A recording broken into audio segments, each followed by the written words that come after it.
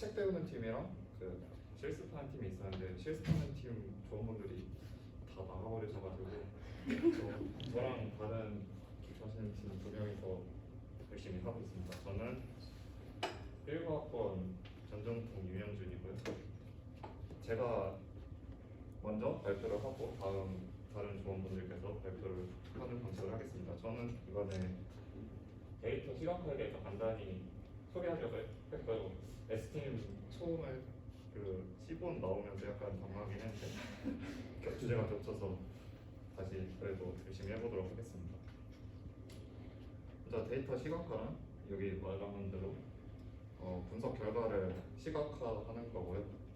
이 시각화하면 좋은 게 데이터가 수치상으로 나와 있을 때 이게 표나 그런 걸로 보면 이해가 하기 힘든데 그래프 형식이나 다른 방식으로 시각화를 하면은 그 데이터의 분포가 어떻게 되는지 경향이 어떤지 알아보기가 쉽기 때문에 데이터 시각화가 되게 중요하다고 생각했습니다. 그래서 별도 주제를 뽑았고요. 저는 여기서 이제 자주 사용하는 매플로립이랑 시본 이 두 가지 시각화 툴을 설명하도록 하겠습니다. 우선 시본을 이용한 시각화고요. 저는 이거를 캐글에 있는 코스 여기 코스에 데이터 비주얼리제이션이라는 코스를 하면서 참고를 했습니다. 그럼 이제부터 그냥 여러 가지 시본 라이브러리에 있는 데이터 그리는 방식이나 결과값을 쭉 나열해서 어떻게 그리는지 간단하게 설명드리도록 하겠습니다. 먼저 라인 플롯이고요. 이거는 스포티파이 데이터였던 것 같은데 여기에 시본이랑 매플러립을 불러와서 시본.라인 플롯을 이용해서 그냥 데이터를 여기다 넣어주시면 이렇게 라인 플롯으로 나옵니다. 이제 라인 플롯 그리는 방식이고요. 그 다음에는 맞대 그래프인 바플롯입니다. 그 시본.바플롯을 이용해서 x축과 y축을 설정한 뒤에 그리면은 이렇게 바플롯이 간단하게 나오는 걸 볼 수 있습니다. 그 다음에는 히트맵이고요. 히트맵은 각 데이터 컬럼 간의 상관관계를 보여주는 그런 그 그래프 시각화라고 할 수 있고요. 시본점 히트맵으로 한 다음에 데이터를 하면 이렇게 이게 이렇게 달과 이 아래에 있는 항공편 이 먼스랑 이게 항공편 이름이었던 것 같은데 그 간의 삼각관계를 확인할 수 있고 이게 상관계수입니다.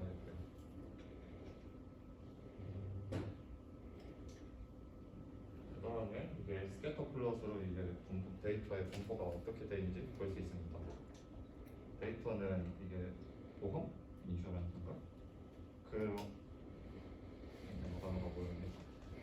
이 X축을 BMI, Y축을 찰지로 한 다음에 Q라는 파라미터를 이용해서 이게 스모커가 예스인지 노인지에 따라서도 이제 어떻게 분포가 나뉘는지 볼 수 있습니다. 이게 스캐터 플롯이고요.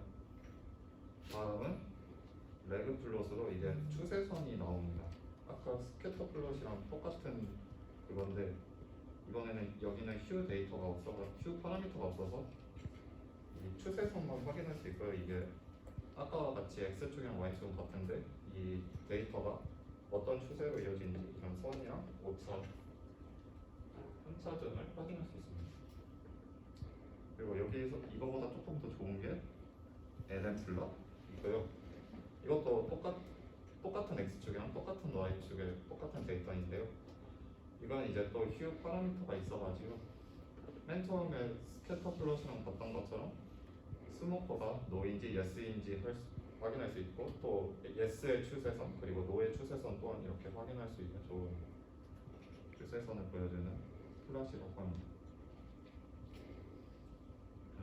다음은 이건 좀 신기해서 먹었는데요. 스원 플롯이라고요 하는데 이게 약간 시본의 바이올이랑 비슷한 것 같은데 여기에 x축은 스모커 예스인지 노인지 놓고 y축은 찰지를 놓으면 스모커가 yes인 곳에 이 차일집 분포를 이렇게 볼 수 있고요. 노인 곳에 이렇게 분포를 볼 수 있습니다. 노가 아마 되게 적은 게 이렇게 보여 있어서 약간 수영장 같은 느낌, 수영 같은 느낌이잖아요. 이런 식으로 스원 플롯을 볼 수 있고요. 약간 바이올린 플롯이랑 비슷한 것 같습니다. 다음에 C번을 이용해서 히스토그램을 그릴 수 있습니다. 히스토그램은 sns.dist 클래스를 이용해서 아이리스 데이터를 사용했습니다. 여기 뒤에 있는 KD라는 파라미터는 다음에 보여드릴 건데 이게 KD 플러스입니다. 이게 sns.kd 플러스로 그릴 수 있고 아까 히스토그램이랑 똑같은데 히스토그램은 직각형으로 딱딱하게 돼 있는데 이제 KD 함수를 이 파라미터를 트루하면 이렇게 뒤에 나오는 곡선이 이렇게 형태가 그려지게 됩니다. 그래서 이게 히스토그램과 KD 플러스이고요. 여기까지가 C번 시각화하는 방법이고요. 이외에도 파스플롯, 바이올린 플롯 등등 여러 가지가 있는데 이번에는 맵플러리를 이용해서 또 시각화를 어떻게 할 수 있는지 데이터를 좀 더 어떻게 잘 확인할 수 있는지 확인해 보겠습니다. 이거는 맵플러리는 그 인터넷에 있는 위키독스의 맵플러리 튜토리얼 파이썬 데이터 시각화기 홈페이지를 참조했고요. 이거 되게 종류가 엄청 많은데 여기서 몇 개만 간단하게 중요한 것만 추려봤습니다. 맵플러립 그리는 과정은 맵플러립을 이 PIT로 불러온 다음에 플랫을 이용해서 x와 y를 값을 설정해주고 그 다음에 show를 하면 이렇게 바로 간단하게 맵플러립을 그릴 수 있습니다. 이게 기본적인 그래프 그리는 형태고요. 맵플러립이 좋은 게 그 그래프 선을 꾸밀 수 있어요. 이게 0, 0.5, 0, 5, 2 이렇게 어레인지로 만든 다음에 이렇게 세 가지 그래프를 그리는 건데 이게 t의 제곱, 이게 t의 세제곱인데 뒤에 이게 포맷 문자위라고 하는 이게 있어요. 이게 짝대기로 이게 포맷 문자위가 되게 다양해요. 그래서 짝대기는 점선이라는 뜻으로 이게 맨 밑에 그래프가 점선이죠. S는 스퀘어라서 이게 그래프가 네모고 이 뾰족한 이거는 세모? 그래서 이렇게 세모처럼 이렇게 포맷 문자열로 간단하게 그래프 선 형태를 명령할 수 있다. 그 다음에 축 레이블을 또 지정해 줄 수 있습니다. 데이터는 디트 형태로 이렇게 가져왔고요. X축이랑 Y축이 있는데 plt.x 레이블을 이용해서 X축의 이름을 설정할 수 있습니다. S축 이름을 X 레이블로 했더니 이렇게 X 레이블을 하고 plt.y 레이블로 했더니 이렇게 Y축 이름이 Y 레이블로 나오죠. 변경할 수가 있습니다. 그 다음에 범례를 또 표시할 수 있어요. 범례가 이거인데요. 이렇게 어떤 선이 어떤 걸 나타내는지 범례를 표시할 수 있습니다. 아까랑 데이터는 딕트 형태가 똑같고요. 이제 뒤에 레이블이라는 파라미터를 추가해주면 됩니다. 이제 이게 임의로 프라이스라는 레이블을 추가해준 거고요. 이제 이렇게 레이블은 프라이스라고 추가를 해준 뒤 plt.legend를 추가해줘야 됩니다. 그래서 이렇게 두 개를 추가해주면은 이렇게 범례가 나오게 됩니다. 그 다음에 축 스케일을 지정해줄 수 있습니다. x는 -10, 10, 100 이런 형식의 라인 스페이스고 y는 x의 세제곱 형태로 나오는 이런 축 스케일, 아니 데이터가 있다고 할 때 이제 x 스케일로 그 x축의 스케일을 정할 수 있고 y 스케일로 y축의 스케일을 정할 수 있어요.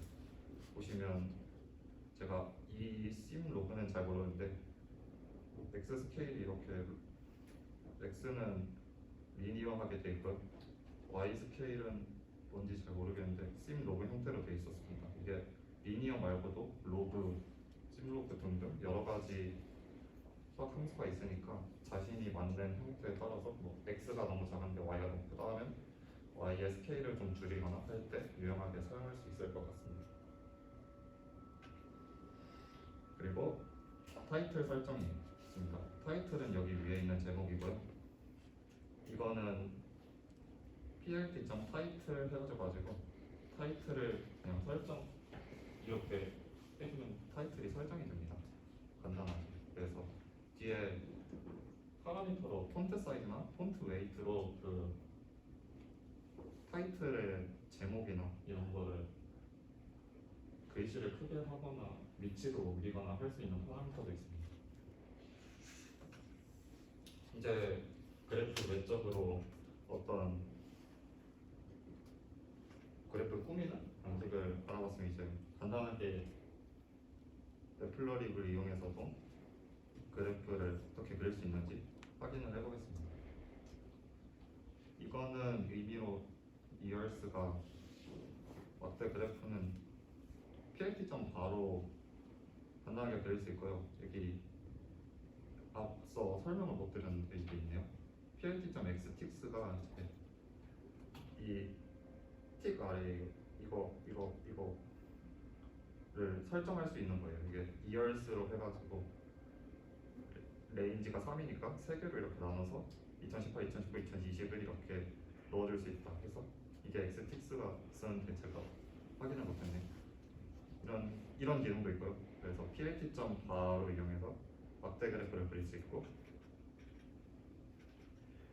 이게 아까는 이런 형식의 막대 그래프는 이제 plt.bar h 뒤에 쓰면 수평 막대 그래프를 또 그릴 수 있습니다. 여기도 이제 아까는 xtix였는데 여기는 이제 y를 해줘야 되니까 ytix로 바꾼 걸 볼 수 있죠. 그 다음에 히스토그램입니다. 히스토그램은 아까 보셨듯이 이렇게 돼 있는데 이 두 개의 데이터 값을 비교하는 거고요. 여기에 있는 빈즈가 이 데이터가 있는 간격, 데이터를 몇 개의 간격으로 나눌지 설정하는 겁니다. 그래서 빈즈가 낮으면 되게 데이터가 뭉뚱그려서 적은 수의 막대 그래프가 나올 거고요.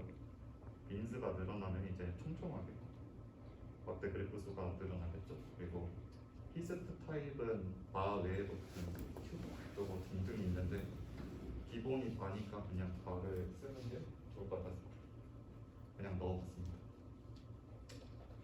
히스토그램은 이렇게 그릴 수 있고요. 그 다음에 또 에러바라는 게 에러바가 이제 이렇게 돼 있는데 이런 아까 그냥 직선 형태 그래프에서 각각의 이런 축마다 이런 편차를 넣을 수 있는 그런 에러고요. 이게 y 에러를 통해서 이 각 1, 2, 3, 4에 해당하는 편차를 설정해줘서 이제 y 에러는 y 에러 해서 편차를 그릴 수 있습니다. 이게 편차가 지금은 대칭 형태인데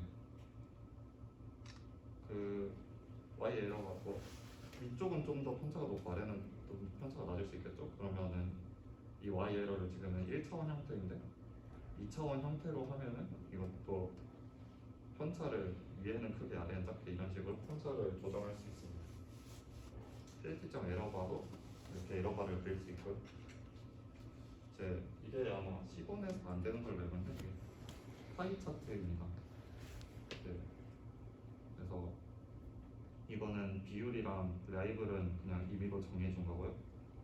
plt.파이를 이용해서 파이 차트를 그릴 수 있습니다. 이게 비율을 먼저 쓰고 여기 비율에 해당하는 그 레이블 값을 입력해 준 다음에 오토 PCT는 안에 있는 이 숫자 퍼센트 값을 어떻게 나타낼지 라는 파라미터라는데 사실 이게 뭐를 뜻하는지는 잘 모르겠고요. 웨지 프롭스 이거는 이제 파이 차트가 어떤 형태로 되어 있는지 그래서 여기 이걸 파라미터가 있죠. 이거는 코스에서 나온 그대로 한 건데 아마 와이드스 이게 0.7이니까 이제 여기 원래는 이렇게 꽉 채워져 있는 파이 차트 형태일 텐데 이걸 0.7로 설정해줬을까요? 0.3만 나아가서 좀 더 깔끔하게 설정될 수 있고 뭐 엣지 컬러가 W 뭐 이거 이 구분선의 넓이가 5 이렇게 다양하게 파이 차트를 그릴 수 있다. 이 정도고요. PLT.파이로 이렇게 파이 차트를 그릴 수 있습니다. 그리고 아까 봤듯이 이건 히트맵입니다. 히트맵은 그냥 정규북부 2천 어디에 생성해줘서 plt.match 이걸 이용해서 히트맵을 그릴 수 있습니다. 이 plt.colorbar는 여기 있는 이 컬러바고요.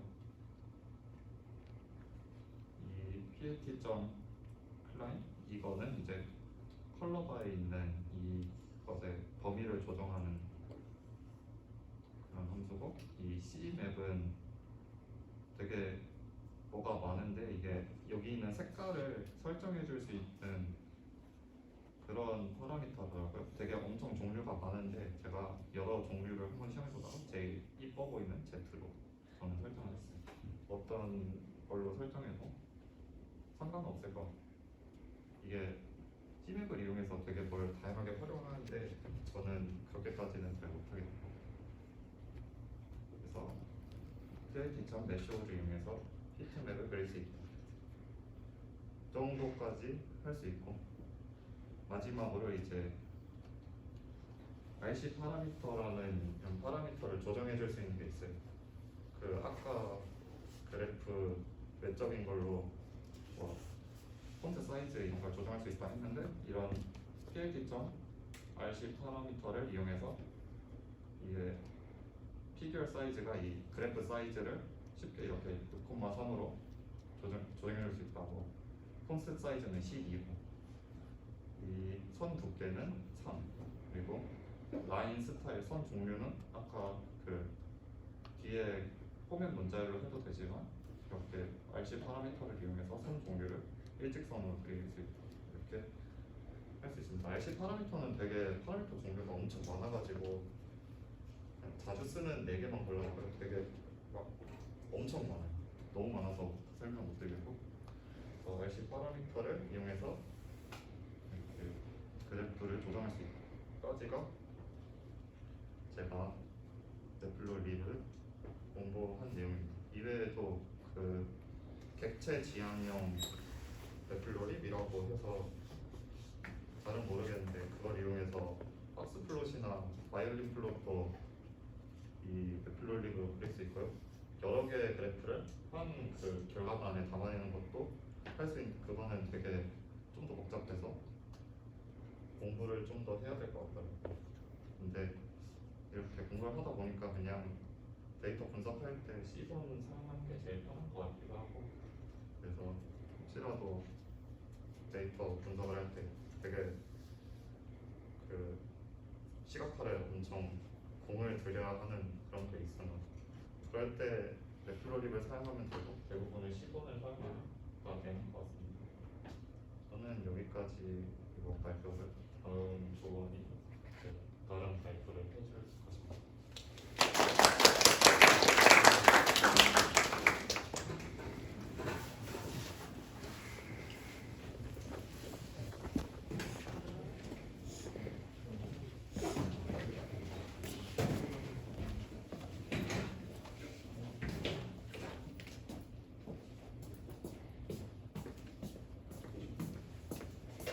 저희 ML팀 기초팀은 추천 시스템에 대해서 이번 주에 공부를 해서 추천 시스템에 대해서 발표를 하도록 하겠습니다.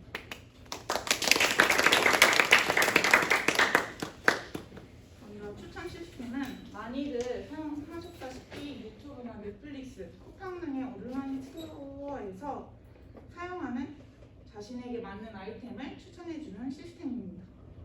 현재 사회에서 상품과 콘텐츠가 너무 많고 시간은 한정돼 있기에 추천 시스템은 사용자가 무엇을 원하는지 빠르게 찾아내 사용자의 온라인 쇼핑을 돕습니다.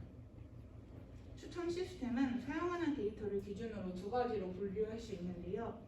먼저 콘텐츠 기반 필터링 방식 추천 시스템은 아이템 자체의 콘텐츠 특성에 대한 데이터를 사용하고, 그리고 협업 필터링 방식 추천 시스템은 사용자와 아이템 간의 상호작용 데이터를 사용합니다. 그래서 실제로 사용할 때는 한 가지만을 사용하지 않고 두 가지의 장점을 모두 취하기 위해서 두 가지 방식을 섞어서 많이 사용한다고 합니다. 먼저 콘텐츠 기반 필터링 방식에 대해서 설명을 하도록 하겠습니다. 콘텐츠 기반 필터링 방식은 영화의 평점이나 장르, 감독, 배우 등과 같이 아이템 자체의 특성을 분석하는 방식입니다. 그래서 사용자가 어떤 아이템을 매우 선호하는데 그 아이템과 비슷한 콘텐츠를 가진 아이템을 추천하는 방식으로 진행이 됩니다. 더 구체적으로 말하면 어떤 아이템에 대한 그 데이터가 텍스트나 이미지 형태로 주어지게 되면 그 데이터를 벡터화한 후에 그 선호하는 아이템과의 유사도를 측정해서 유사도가 가장 높은 제품을 추천하게 됩니다. 뒤에 실습에서 더 자세하게 알려드리도록 하겠습니다. 그리고 협업 필터링 기반 방식도 있는데요. 협업 필터링 기반 추천 시스템은 이와 같이 그 사용자 아이템 평점 수율과 같은 유저 아이템 상호작용 데이터를 활용하는 방식입니다. 사용자가 평가한 다른 아이템을 기반으로 사용자가 평가하지 않은 이런 빈 값들을 평가를 예측하는 것입니다. 협업 필터링 방식의 추천 시스템은 최근접 이웃 방식과 잠재 요인 방식으로 나뉘는데, 먼저 최근접 이웃 방식에 대해서 발표하도록 하겠습니다. 근데 이 최근접 이웃 협업 필터링 방식은 또 사용자 기반과 아이템 기반으로 나눌 수 있는데요. 사용자 기반 필터링 방식은 사용자와 사용자 간의 유사도를 측정하게 됩니다. 그 해당 사용자와 생활에서 나와 비슷한 취향을 가진 친구에게 추천을 받는 것처럼 진행을 하게 됩니다. 간단하게 말하면 당신과 비슷한 고객들이 다음 상품도 구매했습니다 라는 안내 문구로 설명을 할 수가 있습니다. 왼쪽에 예시를 보면 파란색 사람이 사과와 수박을 좋아하는데요. 이 빨간색 사람도 사과와 수박을 좋아해서 이 빨간색 사람하고 파란색 사람하고 유사하다고 판단을 하고, 이 빨간색 사람이 좋아하는 포도와 오렌지도 이 파란색 사람이 좋아하겠구나 라고 예측을 할 수 있게 되는 것입니다. 그래서 이 빨간색 사람하고 파란색 사람을 유사하다고 볼 수 있는 것이죠. 그리고 아이템 기반 필터링은 아이템 간의 유사도를 측정하고 그 유사한 아이템을 추천하는 방식입니다. 근데 이런 이야기를 들으면은 앞에 콘텐츠 기반 필터링 방식하고 유사하다고 생각하실 수도 있는데, 그 아이템 자체의 특성에 대한 데이터가 아니라 그 아이템을 사용자들이 좋아하는지 싫어하는지에 대한 사용자들의 평점 분포 데이터를 비교하는 것입니다. 그래서 예시를 보면 이 수박을 이 파란색 사람이 좋아하잖아요. 근데 이 수박은 빨간색 사람도 좋아합니다.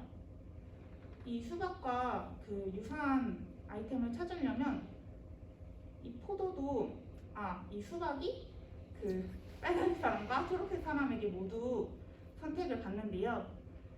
빨간색 사람과 초록색 사람에게 모두 좋은 평가를 받는 아이템을 찾으려면 포도가 있습니다. 그래서 이 포도와 수박은 유사하기 때문에 이 포도를 파란색 사람도 좋아하겠구나 라고 예측을 할 수 있게 되는 것입니다.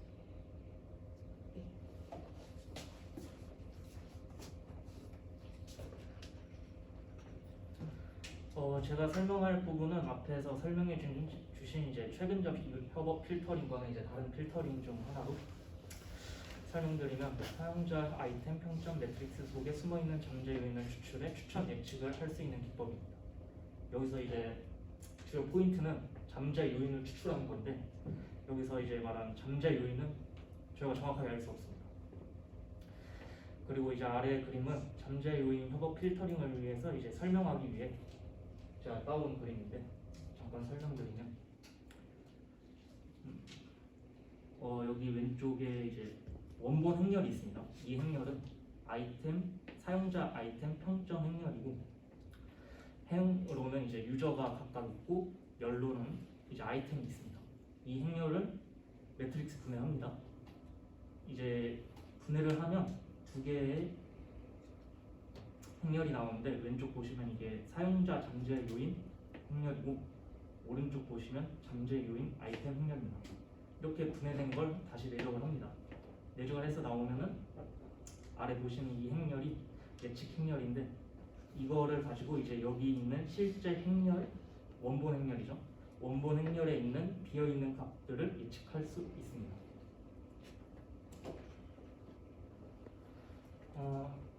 그 다음에 설명드릴 부분은 이제 앞에서 설명드린 거 그냥 예시로 제가 가져온 건데, 여기서 나온 건 여기 1열에 있는 값만 예측하라 하는 겁니다. 요거 보시면 요거 원본 행렬을 분해한 건데, 이거랑 지금 왼쪽에 있는 이 행렬이랑 이 행렬을 내적을 합니다. 내적을 하면 이제 여기 있는 1열에 있는 값으로 예측을 하는 겁니다. 근데 이제 제가 말한 거 쭉 말씀드렸는데 모순이 좀 있습니다. 여기 어떤 모순이냐면, 여기 물음표 있는 게 정확하게 알 수 없는데, 제가 이렇게 해서 분해를 했다고 했잖아요. 근데 여기 있는 값들이 정확하게 값들이 측정이 됐습니다. 아니, 물음표가 있는 여기 값을 알 수 없는데 어떻게 분해를 할까요? 애초에 이거를 SVD라고 하는데, 애초에 SVD는 여기 원본 행렬이 여기 비어있는 값들이 다 채워져 있어야 됩니다. 그래서 PQ를 모르는데 어떻게 예측할 수 있는가라고 제가 여기다 써놨죠. 이제 그 다음 여기서 이제 저희는 경사항법 기반의 행렬 분해로 아까 말씀드린 걸 해결합니다. 뭐라 잔뜩 써놨는데 이건 그냥 제가 있어 보려고 쓴 거고요. 여기 있는 걸로 설명드리겠습니다. 여기 왼쪽 이제 이걸 원본 행렬을 R로 하고, 사용자 잠재 요인 행렬을 P로 하고, 잠재 요인 아이템 행렬을 Q라고 합니다. 초반에 P랑 Q를 다들 아시겠지만 MP0로 다 0값으로 채웁니다. 요소값들을 여기 0000 다 채우고 내적을 합니다. 그럼 아까 말씀드린 예측 행렬이 나오겠죠? 그럼 초반 예측 행렬이 다 0으로 채워지겠죠? 그 예측 행렬을 실제 행렬이랑 빼서 제곱을 합니다. 제곱을 하면 오차값이겠죠? 최종적으로 그 오차값을 줄이는 게 이 잠재 요인 협업 필터링의 주요 맹점입니다. 제가 아까 말씀드린 게 이제 실제 행렬에서 예측 행렬을 빼서 제곱을 해서 그 오차값들을 줄인다고 했는데, 여기서 그게 나타나는 겁니다. 이 RUI가 실제 행렬이고, PQ가 그 아까 말씀드린 요거 P, 이게 Q입니다. 그거를 곱해서 빼줘서 제곱을 했다고 했죠, 제가. 이제 거기서 아까 또 최소값들을 계속 줄인다고 제가 말씀드렸는데, 이게 그거를 나타내는 거고, 오른쪽은 과적합 개선을 위한 L2 규제라고 나왔는데, 이 부분은 5장 그 규제 단원에서 그 회기 단원에서 한 챕터로 이제 설명이 돼 있어서 이게 너무 설명드리기 너무 길어서 그냥 규제를 한다고 생각하시면 됩니다. P랑 Q의 행렬이 너무 커지는 걸 방지하기 위해 규제를 해준다고 생각하시면 됩니다. 여기까지 잠재 요인 협업 필터링이었고, 그 다음에 이제 아까 그 콘텐츠 기반 필터링에 대해서 잠깐 설명드렸는데, 그거에 대한 실습입니다. 다시 한번 언급드리면, 콘텐츠 기반 필터링은 아이템 자체의 특성과 기반으로 이제 필터링을 합니다. 예를 들어서 여러분 쿠팡 이제 다들 사용하실 텐데, 아래쪽에 뭐 모니터를 치면 모니터 아래에 이제 비슷한 모니터들이 뜨죠. 이제 그런 걸 이제 콘텐츠 기반 필터링으로 하는 겁니다. 갑자기 생각나는 건데, 이제 이 잠재 요인 협업 필터링은 여러분들이 넷플릭스에서 실제로 쓰는 알고리즘입니다. 이제 코드 잠깐 설명드리면, 먼저 여기는 별거 없습니다. 데이터 파일 불러오고 데이터 전 처리를 해주는 건데 좀 번외로 이거 꼭 좀 말하셨으면 좋겠는데 저는 이거를 몰랐었거든요. 이 리터럴 레발이라는 API를 몰랐었는데 이거 잠깐 설명드리면 여러분 그 딕셔너리랑 튜플 있지 않습니까? 그거를 to CSV로 이제 저장을 하면 이제 그걸 다시 불러왔을 때 그게 딕셔너리랑 튜플로 인식되지 않고 다 문자열로 인식합니다. 그래서 이거를 변환을 해줘야 됩니다. 데이터 전 처리를 해줘야 되는데 그걸 해결해 주는 게 리터럴 레발입니다.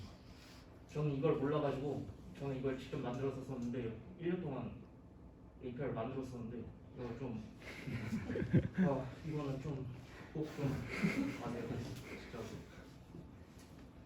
네, 좀 알았으면 좋겠고 이거를 전 처리해서 다 장르랑 키워드로 데이터 전 아까 말씀드린 거 딕셔너리랑 투플로 리터럴 상수로 다 인식을 해서 바꿔줍니다.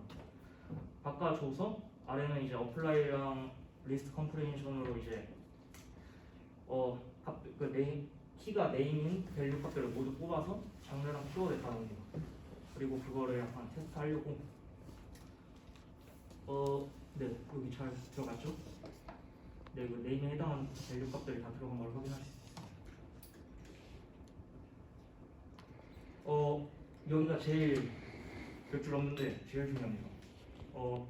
앞에 코드, 그 위에 코드 설명드리기 전에 그 아래에 있는 추가 설명 카운터 벡터화랑 코사인 유사도를 먼저 설명을 드려야 됩니다. 먼저 카운터 벡터는 이름만 그냥 거창한데 그런 거 생각하시면 됩니다. 여러분들 레포트 문서 1, 2, 3을 레포트라고 레포트 1, 2, 3이라고 하고 여러분들이 쓴 레포트의 모든 단어들을 중복되지 않게 컬럼에 다 써줍니다. 그리고 여기 열로는 레포트 1, 2, 3을 써주고 각 해당 그 레포트에 있는 단어들을 카운트를 해줍니다. 몇 개가 있는지. 문서 1에는 이제 이거 예시로 가져온 건데 문서 1에는 이제 저는 좋아요, 사과라는 게 하나씩 들어있고 문서에는 문서 2에는 바나나, 저는 좋아요가 이렇게 카운트가 됐습니다. 이게 바로 이제 카운터 벡터하고 코사인 유사도는 약간 정의를 말씀드리면 두 벡터 간 각도의 코사인 값을 이용하여 측정된 벡터 간의 유사한 정도라고 합니다. 여기서는 이걸 왜 가져왔냐면 영화 간 유사도가 얼마나 비슷한지 측정하기 위해서 이제 가져왔습니다. 코사인 유사도가 1에 가까울수록 제일 비슷한 겁니다. 장르값이 여기서는 이제 영화 간의 유사도를 구하기 위해 썼다고 하는데 1에 가까울수록 영화가 이제 비슷한 겁니다. 마이너스 1에 가까울수록 아예 반대고 0이면 아예 상관없는 게 되는 겁니다. 그래서 이제 이 왼쪽에 이제 제가 쓴 카운터 벡터에 이거를 적용하면 레포트 1이랑 2랑 내적을 합니다. 내적을 해서 수치값이 나오겠죠? 이제 그게 이제 코사인 유사도고 이게 또 여기서 좀 의문점이 있을 수 있는 게 내적을 한다고 했는데 내적하면 값이 2죠? 근데 코사인 값이 마이너스 1에서 1이죠? 그러면 말이 안 되겠죠? 그래서 정교화를 해줘서 나눠줍니다. 그러면 코사인 유사도에 해당하는 마이너스 1에서 1의 값이 나올 겁니다. 여기까지 이제 카운터 벡터와 코사인 유사도 설명드렸고 이제 위에 이제 코드를 설명드리면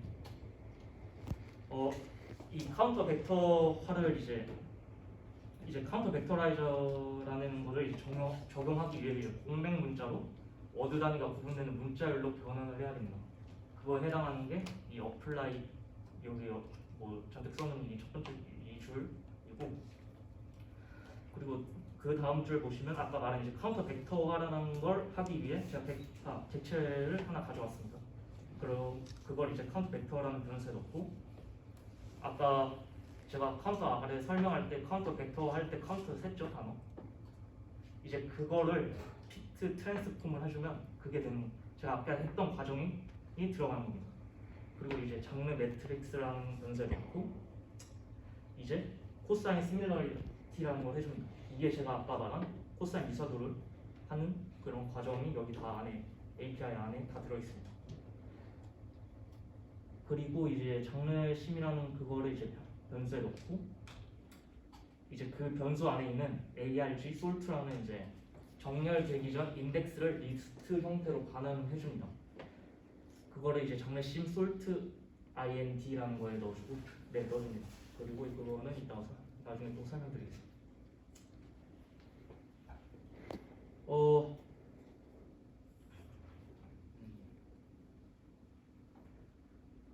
이제 이 find sim movie라는 게 원래 여기 책 쓴 사람이 이제 갖다 쓰는 API가 아니라 그냥 자기가 만든 건데 잔뜩 써놨는데 그냥 재미없어서 뺐고요. 여기다 뭐 넣어주냐면 이제 아까 만들었던 무비 뒤에 이제 데이터 프레임 넣어주고 아까 말씀드린 그 이거 있죠? 이거 넣어주고 세 번째 아규먼트로는 이제 기준이 되는 영화 이름을 넣어줍니다. 그리고 10개 뽑으려고 10이라고 저거 쓴 거고 이제 그걸 수행해서 시밀러 무비라는 거에 담아주고 이제 컬럼이 타이틀이랑 이제 평점이고 보트 어거리지죠? 저 평점입니다. 그거를 해서 출력된 걸 보실 수 있고 두 번째는 그냥 평점을 정렬을 해서 나온 결과값입니다.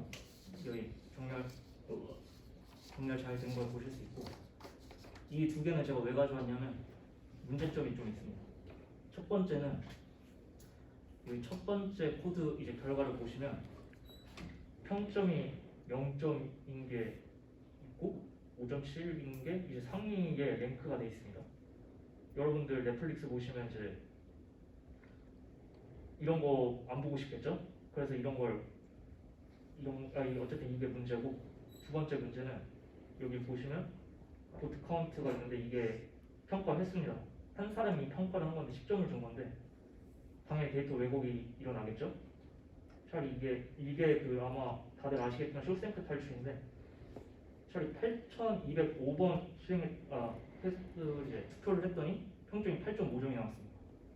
이게 더 데이터 신뢰도가 높겠죠? 한 번 한 것보다. 그래서 이거를 그 다음에서 해결해 줍니다. 그래서 저기 위에 제가 맨 마지막 위에 썼던 게 저 위에 겁니다. 이제 왜곡된 평점 데이터를 회피할 수 있도록 평점 평가 횟수를 이제 반영한 새로운 평가 방식이 필요해서 이거 가중 평점이라는 가져옵니다. 코드는 있는데 뺐습니다. 재미없어서 그거 뺐고 그런 걸 이제 수행해서 웨이트 보트라는 컬럼에 넣어주고 값들을 다 넣어주고 정렬합니다. 정렬해서 나온 게 이건데 아까 말씀드린 쇼센터 탈출이 이제 더 상위에 랭크되는 게 저희 상식선에서 더 좀 맞겠죠? 그래서 이게 잘 정렬돼서 나온 걸 좀 알 수 있었습니다. 네, 발표 마치도록 하겠습니다.